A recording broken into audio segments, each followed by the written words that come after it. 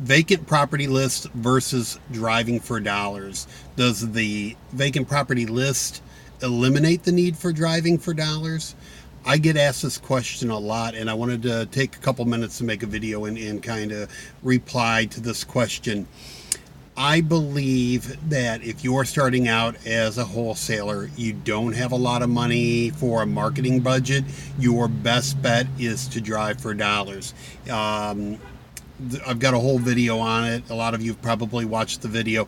But if you just start picking areas and going up and down every street of the neighborhood, driving for dollars, putting a note on the door, you're going to get calls. It's going to work out for you.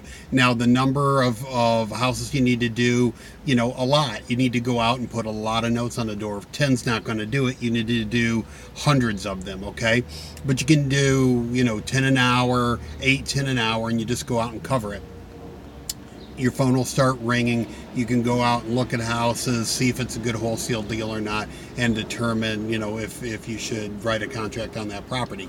So then the question comes up, well, vacant property list, if I get a vacant property list, does that just eliminate the need for driving for dollars altogether? And honestly, that's what my mentality was when I first, started looking into vacant property lists and came up with a place where I could source that data from. Is if I could get a vacant property list, it would just eliminate all the driving, and I wouldn't have to go out and do that anymore, and I could just send out letters and get deals. So a vacant property list comes from the U.S. Post Office. They just mark all the houses that that aren't receiving mail. So it's either the mail is stacking up on the front porch, or the mail is going to a P.O. box, or the mail is going to, a different address altogether. They've just stopped mail service at the house. So the house isn't always vacant. The house isn't always distressed. It's, just because it's on the vacant list, it just means the post office isn't delivering any mail there by request, or because they've decided, instead of just letting it stack up in the mailbox or on the porch, nobody's obviously there, they're just going to put it on the list. So all the houses on the list aren't vacant, all right? There's some people that's still living in it. And that varies from area to area. So in a vacation area, down in Florida along the beaches where all the condos are and all that, a lot of properties, a lot of Airbnb properties and those kind of things aren't going to have mail delivering to them, and they're probably on the vacant list. So in those areas, it's going to be a lot higher. In, rural areas and, parts of, cities that aren't big vacation areas, is going to be less likely. So typically I see, anywhere from 30% of the properties to 50% of the properties aren't actually vacant. Now, does that make it a bad list? Absolutely not. It's, you could have a house that was recently vacant and somebody's moved into it, a tenant or a new owner, and the post office didn't put it, take it off the list yet. Or, could have been just a rental property between tenants, or a probate deal, or, that got sold or whatever. So the list, there's just a lag time in the amount of they update it. So, but let's say that the list is only 50% accurate. All right, that's still 99% better than a absentee owner list or something of that nature.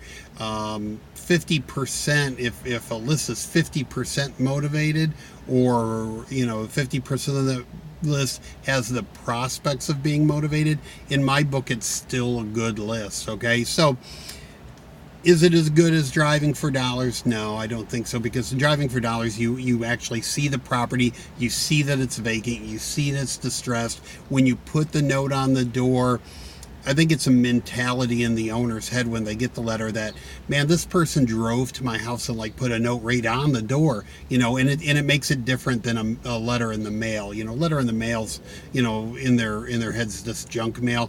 But if you put a note, somebody left a note for me, I'm going to read it. If somebody sent me mail that I get all the time, I might not read it. Okay, so driving for dollars is the best. If you can't drive for dollars, or you need to up your game. You can't get to all the places you want to market to, then go to the vacant property list. Okay, if you work a full-time job, you've got the money to market, you don't have the time to go out driving for dollars, use the vacant list. So each has its advantages. Okay, driving for dollars is going to give you better leads. Vacant property list is going to give you more data. It's going to allow you to market in an area that you can't physically go out and drive in. If you're doing virtual marketing, virtual wholesaling in another market, or the area's an hour away, or like I said, you're working a full-time job and you can't do it, you've got kids, you can't load them all in the car and go driving for dollars, whatever reason, then the vacant property list is a great marketing strategy. And I still to this day use the vacant property data feed.